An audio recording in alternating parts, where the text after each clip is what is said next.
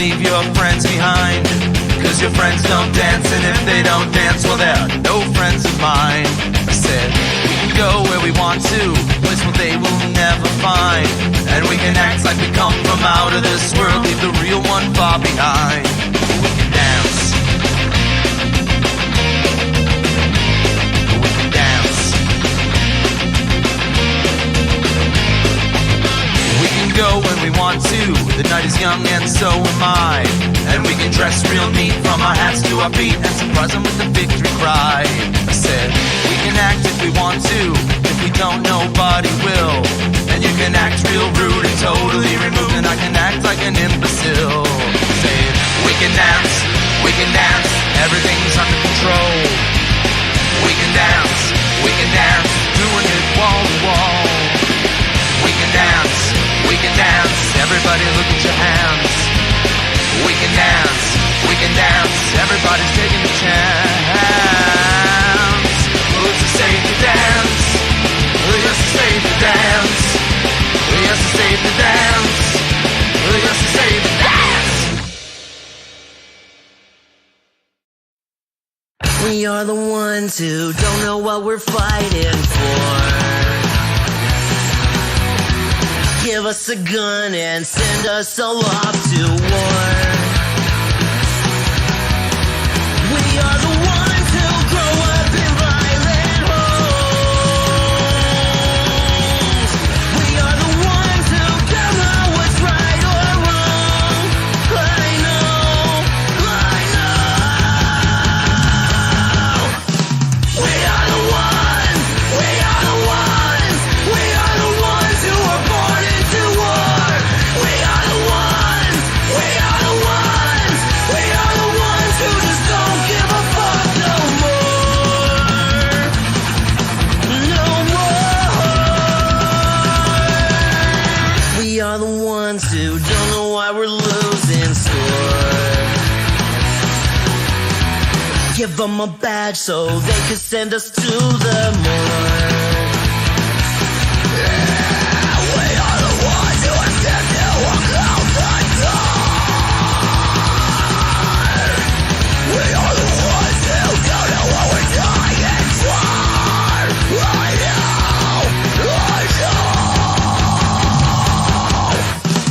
We are the ones who are born into war. We are the ones who just don't give a fuck now. We are the ones who are born into war. We are the ones who just don't give a fuck no more.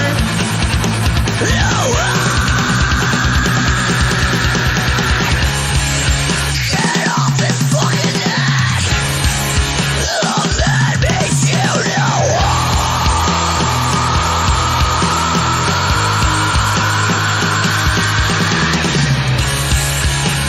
Can't fucking breathe. So let me shoot you.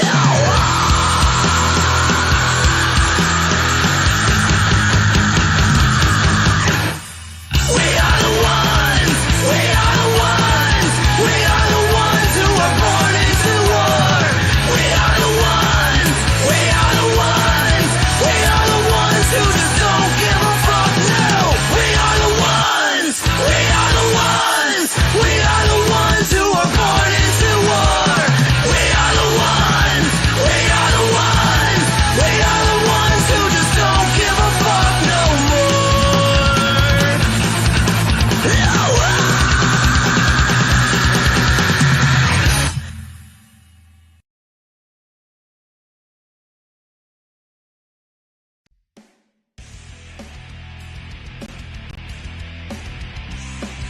Welcome, ladies and gentlemen, to the latest episode of I'm No Joe, your home for all things combat sports and the place where every armchair quarterback can feel like Eddie Bronco. The views and opinions presented on the I'm No Joe channel belong solely to the person expressing them, no one else. If we say it, that means we meant it. That being said, This show does contain adult themes, adult content, and general shit that you shouldn't be letting your kids intake. Be advised, viewer discretion is recommended. Proceed at your own risk. You've been warned.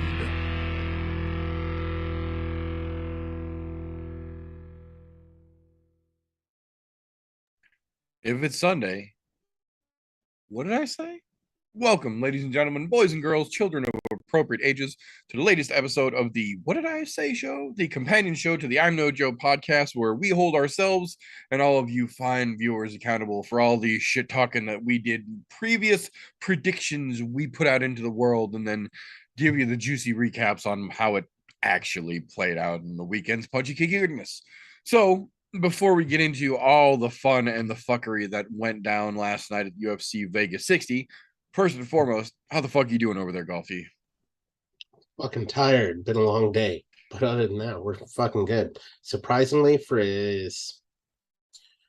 what looked to be an uneventful card, it turned out to be rather eventful. There was some pretty solid fights on there. I'll give it credit for being a hangover card. It was pretty decent.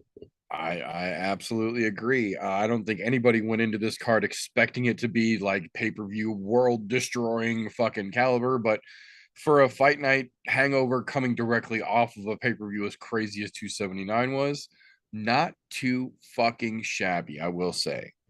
So, kicking things off right out at the top of the card, Now, I'm a little torn on this.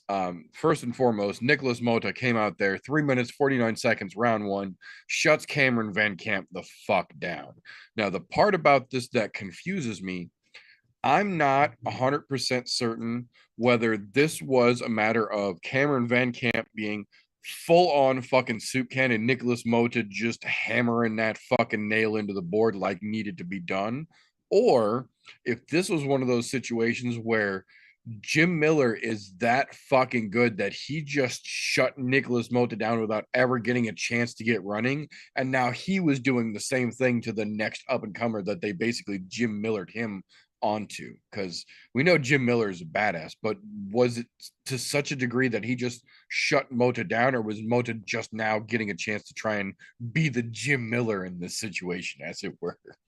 I want to say it's the second. I don't want to say that Nicholas Mota is a soup can that, because he's got some potential there. I think that he just came up against a crafty veteran who had his fucking number from the get-go, and this time he learned from his fucking mistakes, and he came out like a fucking rock star. Now, I'm not saying Van Camp is going to be a world breaker by any means, but he has some potential in what we've seen so far, but it didn't look like he had potential in that fight on fucking Saturday, that's for sure. Yeah, Nicholas Mota came out a fucking motivated man for damn sure, and got things done in 3:49 around one. Hats to fuck off to you. Coming into that second fight, you call me a fucking hater. I don't give a shit. I have not seen anything from either one of the fucking Basharat brothers to justify a fucking UFC contract, let alone a UFC contract for both brothers and all the fucking hype they have been receiving. Tony Gravely is an absolute fucking soup can. And even then, Javid was barely able to keep him off for 15 fucking minutes to get a very pathetically gifted unanimous decision, in my opinion. So, enjoy that W, but don't let it go to your goddamn head for any stretch of the imagination. See, I'm a little bit on the opposite side of this. I'm not saying that he's fucking terrible and he didn't deserve the contract, because he worked fucking Gravely from start to finish, all three fucking rounds. I'm not saying he's a world breaker by any means, but he's definitely got some rough edges where if he pulls his shit together, he could definitely cause some issues later on down the line for some other fighters. So now, as far as his brother's concerned, he won on the Contender Series. So fucking what? I don't care about his brother. Right now, David has a fucking contract, so he gets the fucking okay from me. And yeah, he's got a good bit of rough edges, so he's got some work to be done. But I won't say that he doesn't deserve to be there, because he showed that he does during that fight by running the fight from start to finish. Yeah, I'm not terribly concerned with what happens to either of the Boschrot brothers going forward, but we'll see. He got that W, so obviously they're going to keep pushing him forward. We'll see how it goes, though. But then the ladies came out. Maria Agapova has been one of those, like, I don't even know how to accurately describe her. Like, she seems like she has all the pieces that she should be a potentially great fighter. And then you see her fight and you're like, what? What? But you look like you knew what you were doing just a second ago, and now you're clearly lost in the sauce all of your own volition here. What the fuck happened? And to be fair, much as I fucking love Jillian Robertson, good lord, girl, you've got to work on your fucking guard, because she got punched in the side of her head like 37 fucking times in a row trying to secure that first big fucking takedown at the end of round one. Between the elbows and fucking hammer fist that came down. Yeah, I thought she was going out, to be honest. I was worried for a minute. I was genuinely worried. She ate a bunch of unanswered shots just to secure that fucking takedown. That was still too late for her to get the submission at the end of the fucking round anyway. So that definitely needs some work. I love Jillian Robertson, but goddamn it, Dean Thomas, get that girl working on her fucking guard. Her stand-up game, to be honest, to be complete honest, her stand-up game is fucking garbage. And with somebody like a coach like Dean Thomas, who's fucking phenomenal, there's a reason why they use him to break down fights during the fights, which he did come out and do after he was done in the back with her. Right, once he was done hers, yeah. Like, there's a good reason where he's at where he is. Not only is he a former great fighter, but he's also a great analyst. So that makes him a good fucking coach. Where's the disconnect there? That's all I'm saying. Yeah, because we've seen more than a little bit of footage of her in his garage on days off, just beating the shit out of fucking heavy bags and working pads and working pads. So it's not like the work isn't getting put in to try. It seems like there's definitely something that's just not quite clicking in the way that they're training. Yep, that's exactly right. Because second round, she came out like a fucking woman possessed and decided that she was just about done with Maria's bullshit and got to a very dominant, very familiar position of dishing out those oh so elegant throat cuddles that she is so fond of gigging out. And to such an extent that she put Maria Agapova out and then had her fucking shaken when she let go. Not obviously not intentionally or maliciously or anything like that, but that choke was in so fucking secure that it was good night fucking Gracie when that match ended. There wasn't a fucking tap available. Yep, and credit where credit is due. Maria Agapova did not tap, and she was not going to tap. She had no intentions of tapping. She spit her mouth guard out to try to get more air in, even though it was a blood choke. Was biting down on her tongue instead of her mouthpiece, because that makes a lot more sense. But I was very impressed with that, showing what she did show there. Like, there's a lot to be said about her. Like, I want to be able to root for her because she's got a pretty good stand-up game, but her ground game fucking sucks. Yeah. Like, she's the polar opposite. We're absolutely polar opposites in this fight for damn sure. Yeah. But that that's where that matchmaking comes into play. That's a great matchup. A fucking good solid striker against a great fucking grappler. Those are the kind of matches you want to see. And to be honest, it played out just how I thought it would. With Jillian Robertson eating a lot of fucking shots and eventually coming down with fucking throat cuddles. Yep. Well, that's the thing, is that as fun as this fight was to watch, realistically speaking, if Maria Agapova had a little bit better striking, her ground negligence would have never even come into fucking play, because Jillian's striking was that fucking bad last night. So yeah, luckily for Jillian, Maria is also kind of a fucking can at this point in the game, and she didn't put that much of a threat on her. But man, definitely know what they've got on the fucking chalkboard in the gym for this coming week. And it's weird because there's been some moments where you watch Agapova and go, man, she could be the next big thing, and then all of a sudden, fucking trips over her vagina. Yep, completely different fucking fighter the next time we see her. Yep. Which, there's a lot of rumors floating out there as to why that might be, and I'm not the type of dude to kick somebody while they're down or spread shade about somebody that's unconfirmed. All I'll say is if there's even a hint of what's being spread around by multiple reputable sources is actually true with her, she needs to get some fucking help to get her shit together, because it ain't looking good. Nope. That being said, the Trey Ogden Zellhuber fight was a fight. Luckily for Trey Ogden, he had fucking James Krause in his corner, giving him fucking directions to keep him from fucking up too much. It was a fight. Then we got an interesting ladies fight. Denise Gomes, the girlfriend of Carol Hossa, way more hype than she deserved, in my opinion. Loma, not the greatest world breaker unto herself, but absolutely fucking exposed Gomes big time last night. Oh, good God, yeah. And even with fucking Luma's fucking terrible ground game, absolutely atrocious. Horrible. Like fucking so goddamn bad. When she was sitting on her knees and not standing back up, it gave Gums a chance to take her fucking back. Well, what the fuck are you doing? Or the Right. let me turn around and walk away from you and get taken down because I just turned away and walked away instead. But I'll say if it That might wasn't have for, been the dumbest move of the entire fucking evening, when she literally stood up, turned her back, and walked away to get her back taken. yeah, thinking that, oh, they're gonna stop to let her up. No, just back yourself out, and then when the ref's ready, he'll stand her up. Right.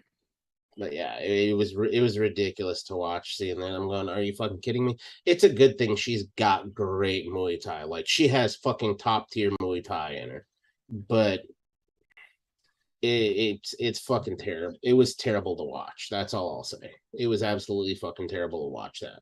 Like if she gets some good groundwork in, she can be a really dangerous fighter. But until then, she's just gonna keep exposing the soup cans that they bring off the fucking Contender Series. Yeah. Which, hey, everybody's got to find their fucking spot. So if that's what works for you, good on you. Oh yeah. Um, you know, I'm no fucking fan of Trevin Giles under ideal conditions, but I will say, apparently quitting the police force as a full-time cop was exactly what he needed to fucking do, because he came out there and just shut fucking Kochi down the whole fucking fight. He never really had him completely hurt or in like big time trouble, but he had control of that fight from the opening bell to the fucking closing bell, in my opinion. Oh good God, yeah, from start to fucking finish. Yeah. So if he legitimately quit the police force full time to devote 100% to UFC, and that's the first glimpse, that's a good sign, in my opinion. That's a real good fucking sign for Trevin Giles. Kochi, again, back to that fucking story that we talked about on Thursday. Just because you're fucking brothers and you both fight does not in any way, shape, or form mean that you automatically both deserve to be in the UFC. Case in fucking point here. So get back to the grinding, boys. What's absolutely crazy is how much they hyped up his wrestling and he didn't use it at all. Didn't do it any, at I'm all. like, dude, if you're that good of a wrestler, fucking use it. Use even Gaethje wrestles once in a while. Yeah. I'm like, I get it. This is MMA, but when you're a top tier wrestler, you should be fucking using your wrestling. But we say it all the time. Do what got you to the goddamn dance. that's it too. And he sure as fuck did not. He had other ideas, and it didn't work out for him. Yep. So that'll bring us to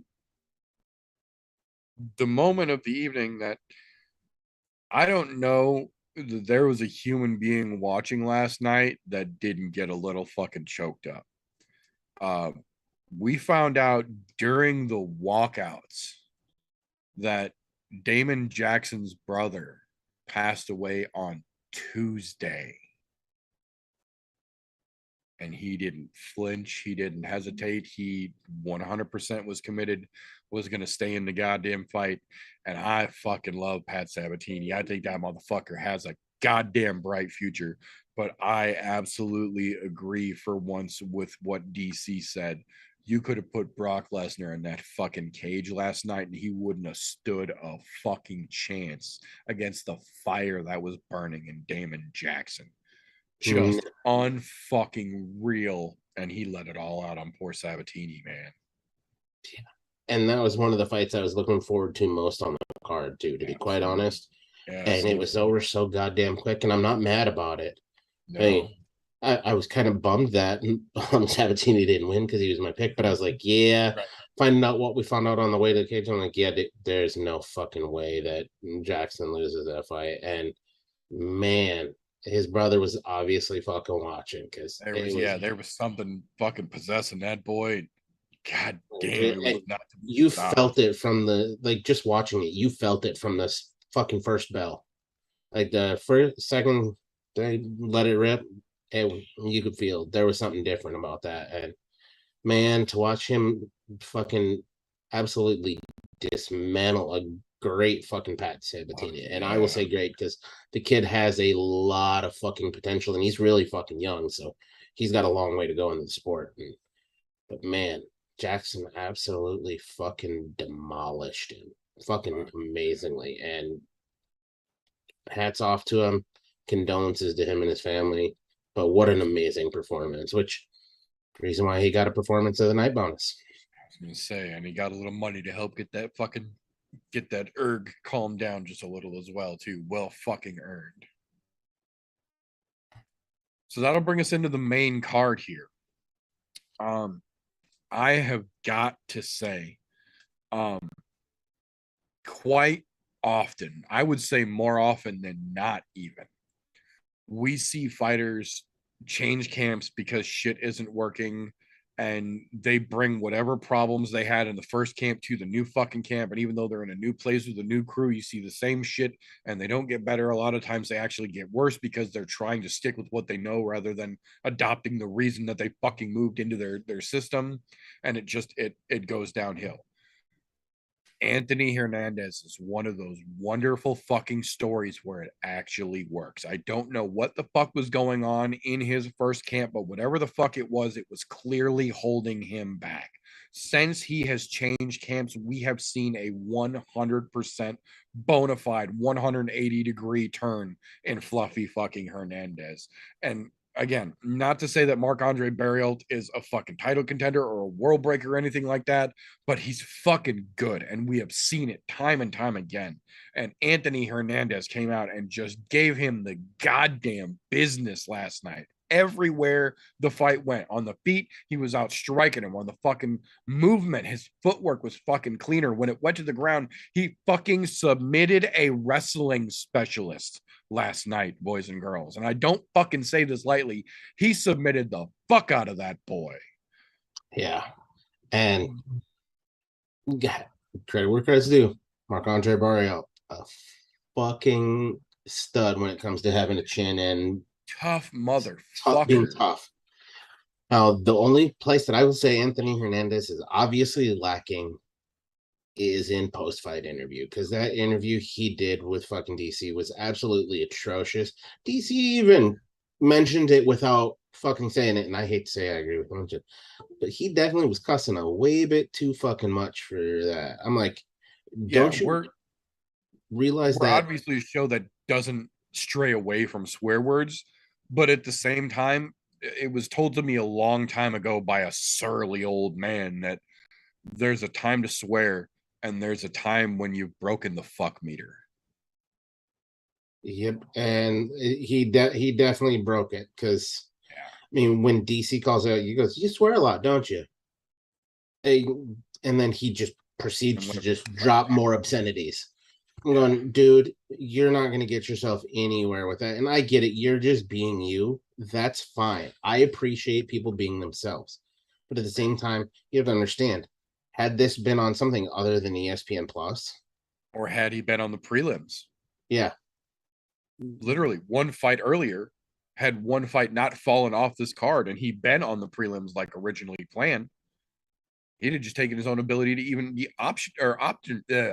be available for a fucking bonus off the table. Yep. And like thinking about it, I'm going, you know what? At that point, dude, somebody needs to work on that's the one part of your game you need to work on. And I'm not saying to stop being yourself. I get it. People are gonna cuss. It happens. I'm that same guy. Fuckity, fuck. That kind of thing. I'm right there with him. But at the same time, when you're in that kind of setting where it's not just you and the guy who's interviewing you, the whole fucking world who watches MMA religiously, like myself included, not everybody wants to listen to you talk like that. Yeah, get it. We're watching people literally beat the fuck out of each other, trying to basically kill each other, and the ref stops in to stop you from killing somebody. We're here for that. But at the same time, there are a lot of people that they're into that. They're just not into you fucking dropping F-bombs every other sentence. So maybe it's time you think about expanding your vocabulary a little bit when it comes to an interview. I'm not saying those aren't solid words for the vocabulary, because to be honest, I do think that they are. But, if you're looking at, do I get bonuses and things like that, that's a quick way to get your bonuses thrown off the table, especially because technically ESPN is owned by Disney. That's all I'm saying. Right. Yeah, no. But yeah, absolutely. Definitely Stunning performance. Yeah, good work and whatever's going on in the training camp. Definitely spend a little time this camp on your public speaking, because realistically, your post-fight conference in Octagon or at the fucking table backstage, that's public speaking. And there's a way to do it with tact and still get your point across. Other than that, great fucking fight. Now, when it comes to this next fight, we talked a little bit about it last week, but I think we talked about it probably more in our private conversations than we did on the show. I am not for a fucking second gonna shit on Tanner Boser for cutting his fucking frame down and losing a significant amount of fucking weight and being noticeably more athletic than he probably ever has in his whole fucking life. But at the same time, you work for the UFC, and the UFC has this weird habit of not having any gray areas for dudes exactly Tanner Boser's size and situation. You have two choices. You can cut down just a little bit more than you already have and fight at light heavyweight at 205, or you can live in the land of free for all and fight people who literally will weigh anything from 206.5 to 266 pounds. And that's a very wide variety of sizes, which leads to a wide variety of different types of fighters. Unfortunately for Tanner Boser, coming in at 220 some odd fucking pounds is great personally. In the UFC, however, actually more of a detriment than it is a help. And guys like Cyril Gane and Stipe Miocic have even started to notice this. If you look at Stipe now, despite him coming in the lightest he had in his whole career against DC in the last fight and winning it, even he has gone out and bulked back up in the off season. If you look at his social media now, he's clearly back in fight shape, but he has put back on, I'd say at least 15, maybe 20 of the pounds that he shed for the DC trilogy. And I think that's the right move, because on one hand, the speed that you gain as heavyweights closing down towards that 200-pound mark is notable. And we saw that in the speed difference in Tanner Boser against Rodrigo Nascimento. But on the other side of that, the power difference that you give up in that weight difference was also very evident in the fact that Tanner Boser could hit Rodrigo 3 fucking times and it barely phased him. But every single time Rodrigo put leather on Tanner Boser's face, you heard the fucking slap. You saw the fucking stunning impact that it had. The power differential with the weight just was too much to overcome. And props to Tanner for being a fucking G and hanging in there after taking some big goddamn shots, but the size difference, in my opinion, was too much of a goddamn factor to overcome. I think that was part of it, but I think Tanner also screwed himself though, because there was a moment where he had Rodrigo he had him hurt bad, and he didn't go in for the fucking kill like he should have. Yes, sir. Instead, he dropped himself back, but I think he was worried about gassing himself if he didn't get to finish it. But that was the moment where you should have just been said, "Fuck it" and go. Floor it. Because going that long with somebody that big, who's, to be honest, an absolute beast on the ground, it was a small mistake, and it did cost Tanner. And I'm not saying he had a bad performance, because he didn't have a bad performance. It's just he just couldn't get inside the reach, and then the power differential was there due to size. Look, you throw something that's 2 pounds at somebody, you're not going to hurt him.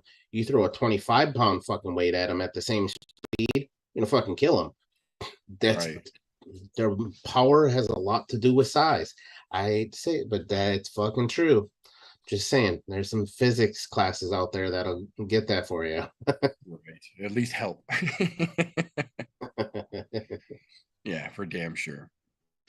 That being said, I said it going in.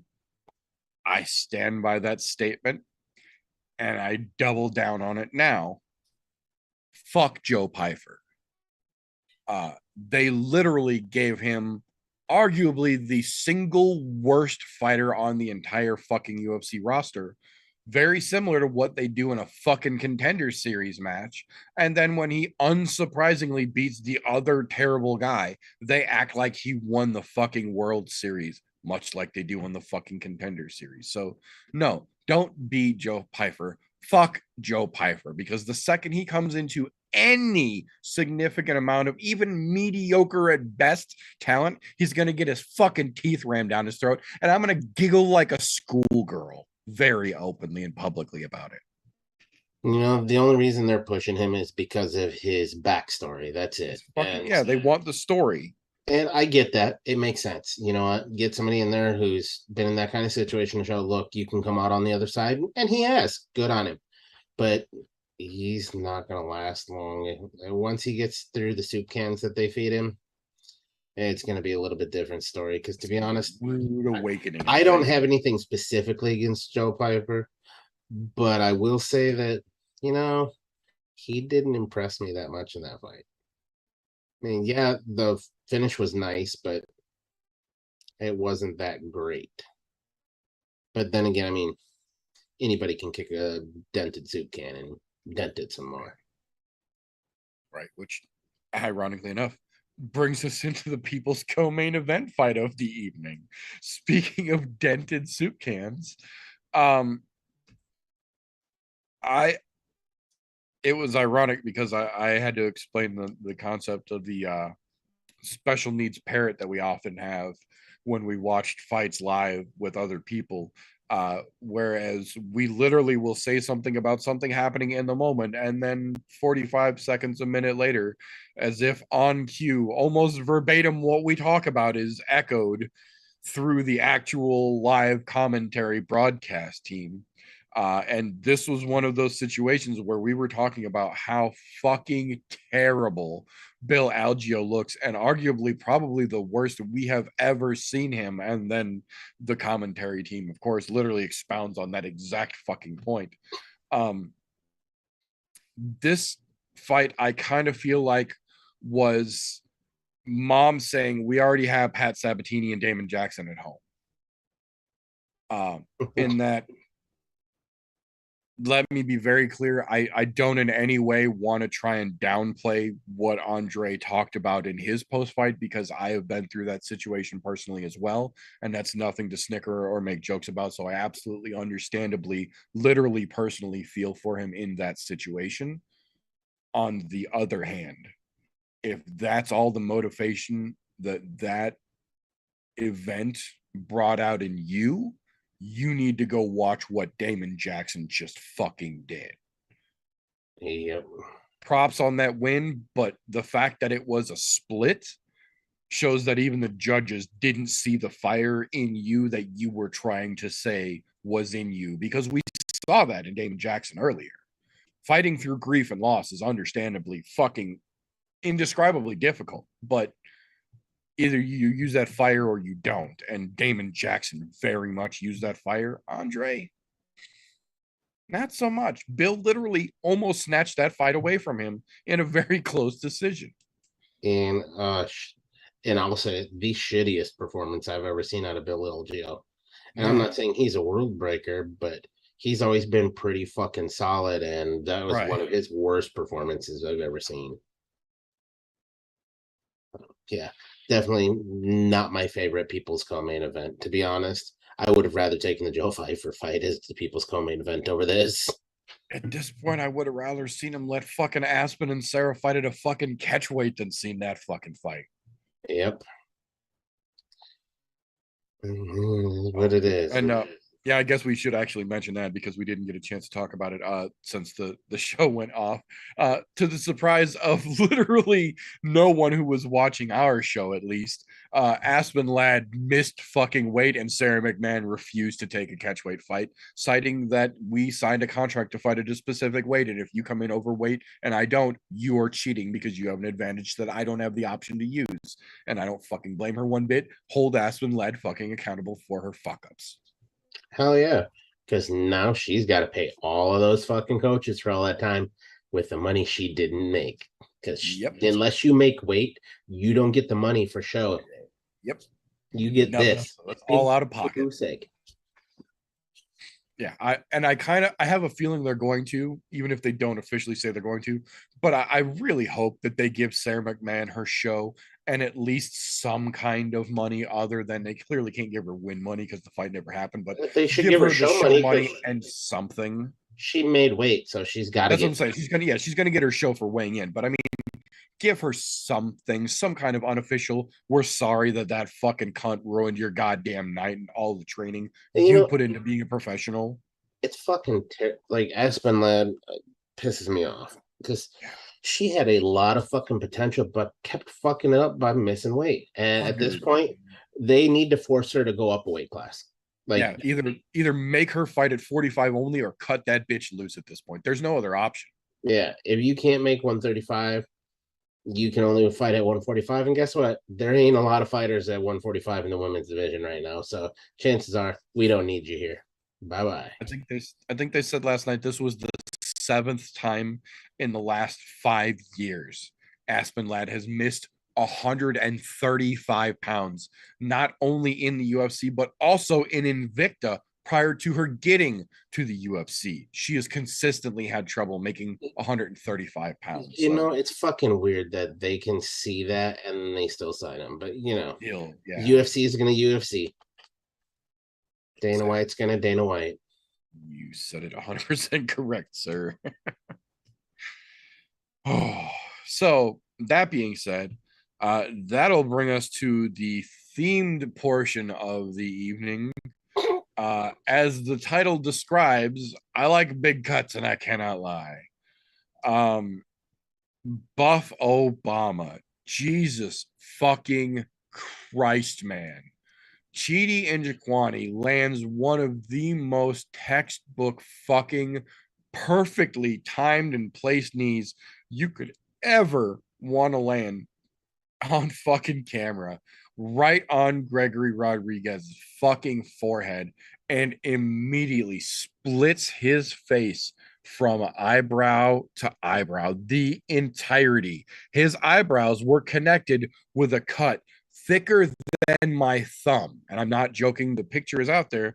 Don't believe me. Hope you're not eating right now, because there it is. Oh my fucking God. This is literally what his fucking head looked like last night. Yeah, it was fucking wild. It was absolute. Oh, fuck. To be honest, I don't think you could have a more perfect knee placement. It was literally the middle of the fucking head. Like, oh, Jesus. This shit was fuckered. Like, I'm impressed at him, to be honest, that he didn't fucking quit at that point. Not only did that knee not shut Rodriguez down, he ate it and kept fighting. it barely slowed him down realistically. He kept fucking gunning. He kept fucking going. The chunk in the middle was actually his sinus. And then there was a little piece in front of it that was one of the facial tendons. I had a medical friend of mine that I showed that picture to, went, "Oh my God." Yeah. Yeah. It was kind of cool to fucking see all that. Like, don't get me wrong, I'm formerly medically trained, so I've seen a lot of that shit, and I go, that is pretty fucking cool. It's like a free Yeah. cadaver lab right there. That's what I was gonna say. It's almost a fucking cadaver display right there in the UFC. So, oh yeah, no. Like, And the best part was before. I should put it this way: in the time it took them to finish doing the in-ring interview, because Gregory Rodriguez not only ate that knee, but then turned it around and beat Chidi and Jaquani and got the fucking win very fucking admirably in the next goddamn round. But after the in-ring interview, that you could see noticeably had fucking DC Queasy just standing that close to the giant cut. Between that interview and the end of the next fight that we'll talk about in just a second, they had already put, I think they said it was 39 stitches total, 25 on the outside and 14 along the inside to stitch his face. But they had it completely pieced back together by the time they came to the fucking do the actual bonus announcements. And his forehead was completely back closed. You could barely tell that he had been cut already. Yeah. So they got great fucking doctors on staff. And to be honest, when I was looking at it, because I looked at as many close as I could at the stitching, they did a phenomenal fucking job closing that. Great work. Yeah. As a dude who's got plenty of scars in his fucking eyebrows personally, yeah, no, those doctors did great fucking work on him. He's going to have very minimal scarring on his face, I think. But fucking Buff Obama, good Lord, that motherfucker really is RoboCop, man, because that son of a bitch came to fucking win, dead or alive. Like, that's right. Good Lord, man. And, Rodriguez is gonna be a problem.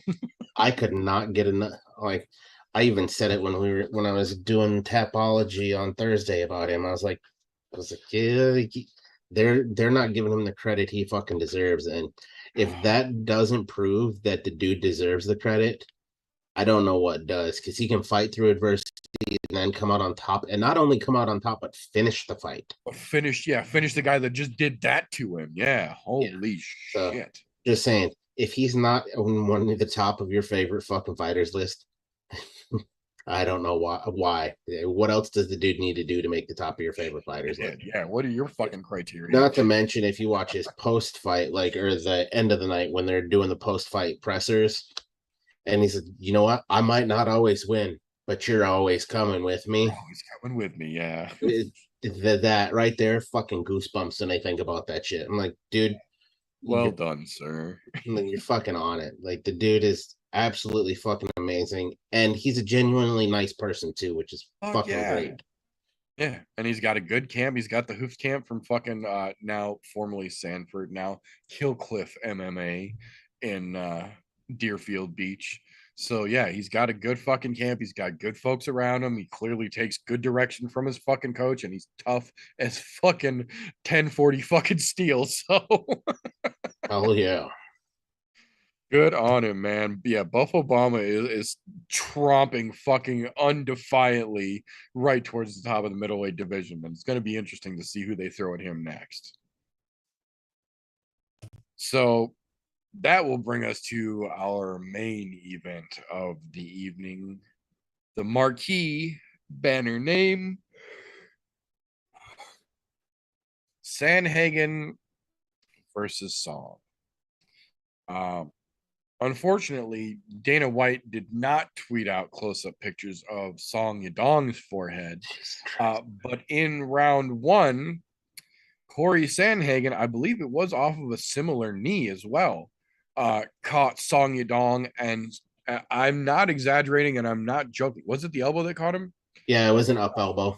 It was right in the beginning of the first round. He came in and he caught him with a fucking up elbow, and it split him from here all the way up and crossed over the top of his eyebrow. All the way through, like literally a full finger's worth through the middle of his fucking eyebrow and then opened up that wide as well. And as the rounds went on, it progressively just drooped. Yeah. Yeah, gravity was definitely taking hold and some other shots, but I will say I would like to take just a moment. I don't know who the fuck he was or where they found the ringside position that they had in the Apex last night. All I know is I can guarantee you that doctor's not from New York.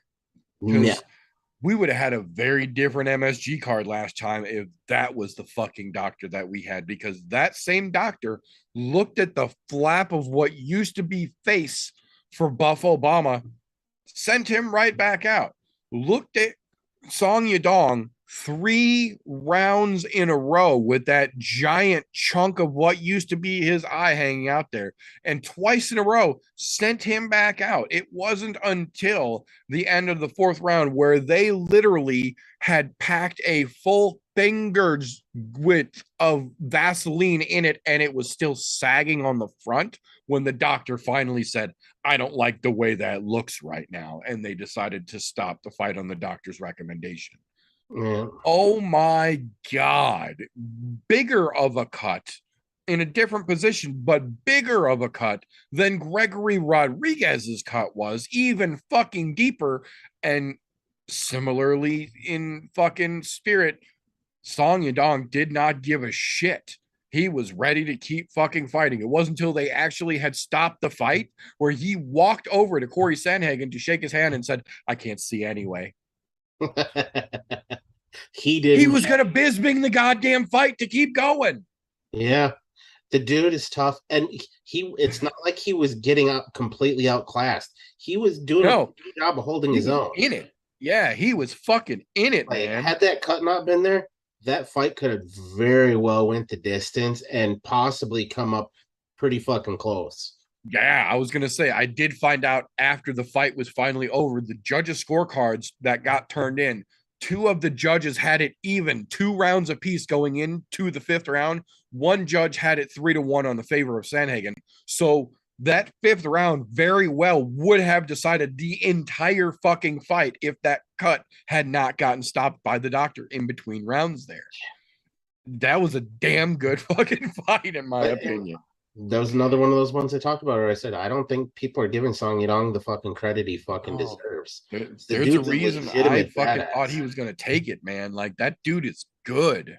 Like, to be honest, if it wasn't for fucking those sneaky ass elbows that fucking Sandhagen has, and they are fucking sneaky because he's good with them, yeah. That's how that could happen. If it wasn't for that, that fight would have fucking been completely different. Like, it would have been a knockout, bang out brawl. To be honest, I'm not mad that they didn't give that fight of the night, but I'm also a little disappointed that they didn't get a bonus as well, because those 2 boys banged it out real good. Yeah, that was my only issue. I'm not upset that they gave fucking Rodriguez versus Njokuani the fucking fight of the night, because that was a fucking great round and a half worth of fucking insane combat. But I do agree 100%. Corey and fucking Song should have gotten something for that, because that was also a fucking war. Yeah. Yeah. So like we mentioned, co-main event Chidi Njokuani versus Greg Rodriguez got fight of the night, because they did do the traditional 2-1. We did get 2 performance of the night bonuses, like I enjoy. Did not enjoy how they came out. Obviously, Damon Jackson got one, as he fucking well should have. But the other one, for some fucking reason, they gave to Joe Pyfer. Not like they didn't have other crazy wars, people who literally shed blood for the evening. You know, give it to the fucking soup can that you're pushing. So, fucking UFC gonna UFC. Yep, not surprised. Yeah. That being said, though, just to remind you folks before we do go ahead and wrap it up for the evening, the UFC, as well as the I'm No Joe podcast, is off this week. There are no major punchy kicky shows of any variety coming up this weekend, so we are not doing an I'm No Joe podcast on Thursday accordingly. We are going to enjoy this week off before we lead into the crazy run that takes us back to Abu Dhabi. It's too bad too, a bunch of insanity, because we don't get to talk about who tripped over their dick this week. Oh yeah, no, we will definitely be talking about the dick trips coming up in 2 weeks for sure. You know who you are, don't forget. Right. The one thing that I will throw out here before we go, just because 2 weeks is a long time to let this one marinate, we did just get one piece of news today that I am going to end the show with because I feel it fucking deserves it. Despite Marab fucking potentially everything up, and personally me still feeling like this is more driven by management than personal feelings, we did still get official word today that Jose Aldo has officially retired from MMA, and in doing so, the UFC even released him from the last fight on his contract. So he is now officially a free agent, able to go and pursue possible boxing ventures or Muay Thai ventures or any other thing that he wants to do. The UFC officially released him, so he is now officially retired and a free man to go about on his way. Even Max Holloway tweeted out, "The King of Rio hangs him up today. Respect." So thank you, Jose Aldo, to everything that you contributed to the world of MMA that we love so goddamn much. I wish you nothing but prosperity in the future, the best to you in anything you decide to do going forward. You're a fucking legend and you deserve to do whatever the fuck you want, in my opinion. Hell yeah. Go become the president of fucking goddamn Brazil. Yeah, I agree. He could do whatever the fuck he wants at this point. And I will say, it's not that I think, like we talked about it after the fight. Like, I don't think that Marab fight was a good matchup for him, and I don't think that they should let him go out like this. I still think there are plenty of matchups, even if he wants to stay at bantamweight. There are still plenty of good fights he could have had. They could have given him a chance to go out on a fucking high note. It really kind of feels like the UFC kind of pushed him out the door here, but at least they let him out of his contract, so he's got the option to go out and put some more fucking high notes on his own legacy without Dana White's fucking hands involved in it. That being said, we're going to call it all for this particular episode. First and foremost, thank you to everyone, whether you are watching this with us live or you are catching this on a replay. We appreciate you just the same. If you like what we get up to around here, don't forget the week after they air live, they are available in all audio format. Anchor.fm/I'm No Joe. Pick it up to your podcast consumption platform of choice. If you are listening to one of our podcasts over on Anchor FM, it won't be one of these because the bonus shows don't get over in audio. But just the same, youtube.com/I'm No Joe for the YouTube video segment of all the shows. Make sure you are subscribed and the notifications are turned on whatever platform you are picking this up on. On the other side of that, if you would like to help what we do around here, the best way to do that, patreon.com/I'm No Joe. For as little as $1 a month, you get your name added as a thank you to the end of every broadcast on this channel, and it gives you access to the unaired and literally unairable things that we have got up behind our paywall. Just, you know, I say it all the time, and I'm going to continue to say it. There's only one podcast I've ever known of that's been too hot for OnlyFans, and you were tuned the fuck into it. Luckily for us, where OnlyFans fell short, Patreon put their big boy pants on and said they don't give a shit. So all the stuff we could not keep over on OnlyFans anymore, we brought it over to fucking Patreon, and for as little as $1 a month, you get in on all that fun as well. That being said, if you don't like what we get up to around here, first and foremost, what the fuck are you still doing this deep into a podcast you didn't enjoy? Give us a thumbs down and then go fuck yourself. We won't even dispute it. That said, that's all we've got for this particular episode. So until next time, boys and girls, remember, don't let ignorance stop you. You can root for anything, unless it's not tripping over your dick at least once in the Tapology picks.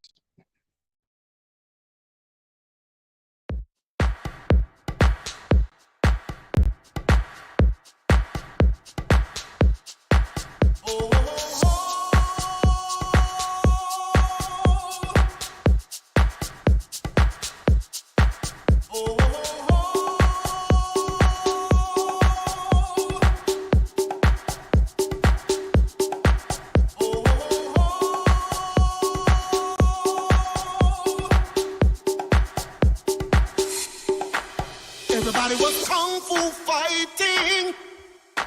Those kids were fast as lightning. In fact, it was a little bit frightening.